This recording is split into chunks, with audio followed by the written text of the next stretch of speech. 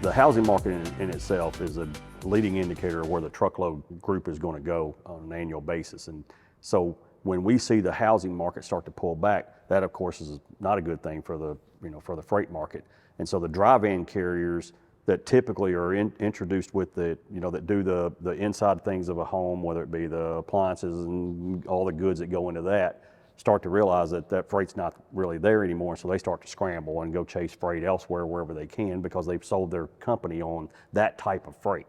And so when that market pulls back, it's not really there anymore, they start to branch out and do other business that they can. Also, a detriment to the dry van world is that the flatbed and typically the flatbed world that does a lot of home construction and things of that nature, bringing in the lumber, they're bringing in the tile, they're bringing in the roofing materials, all that type of stuff.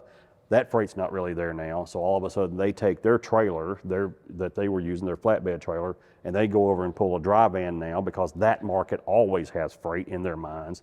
And so they start running around usually for brokers, just grabbing loads wherever they can.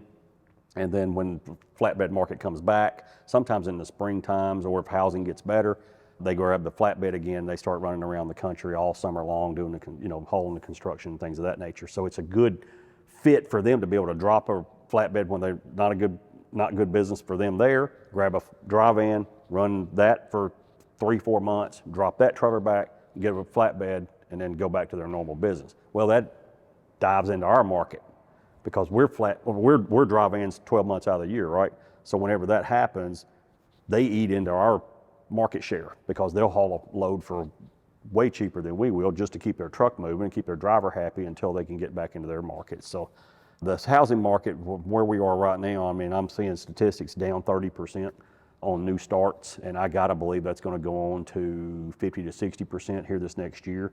And a lot of us that have bought homes and things that are at high 2s or low 3% interest market, we're not gonna wanna sell our homes because if I've got to sell one that I bought at 3% interest rates and now I've got to buy the same house at 6 or 7% interest rates, I'm going to end up paying $100,000 in the life of the loan in extra interest expense. Why would I want to do that?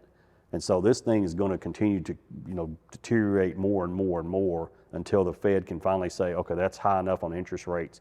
Let's start backing off where we can to help the economy as we probably slow down inflation. So now we've got inflation back to a manageable 2 or 3%. Now we'll start opening it back up by taking the interest rates back down, but I think that's 2024 before we see any of that.